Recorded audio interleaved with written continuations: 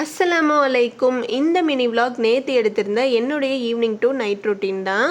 நேற்று பார்த்தீங்கன்னா கொஞ்சம் கோல்டாக ஃபீவரிஷாக இருந்தது. அதனால் லஞ்சு சாப்பிட்டுட்டு டேப்லெட் போட்டு நல்லா படுத்து தூங்கிட்டேன். ஈவினிங் எழுந்து இசானுக்கு பால் ஆற்றி கொடுத்துட்டு கவுண்டர் டாப் மிக்ஸி எல்லாம் கொஞ்சம் க்ளீன் பண்ணி விட்டுட்டு சுடுதண்ணியுமே வச்சு விட்டாச்சு இசானுக்காக. இந்த ஸ்டெயின்லெஸ் ஸ்டீல் ரைஸ் ட்ரம் பார்த்தீங்க அப்படின்னா என்னுடைய ப்ரெக்னன்சி டைம் வாங்கியிருந்தேன்.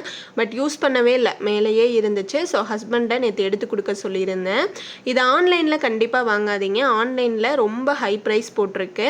பாத்திர கடையில் போய் குவாலிட்டி நல்லா செக் பண்ணிவிட்டு ப்ரைஸுமே நீங்கள் கொஞ்சம் விலை பேசி வாங்கினீங்க அப்படின்னா ரீசனபிளாக வாங்கலாம்.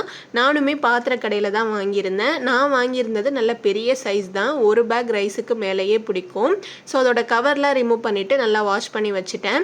இதுக்கு முன்னாடி இந்த பிளாஸ்டிக் ட்ரம்மில் தான் பார்த்திங்கன்னா அரிசி போட்டு வச்சுருந்தேன். ஸோ அதை மேலே எடுத்து வச்சிடலான்னு அதையுமே எடுத்தாச்சு.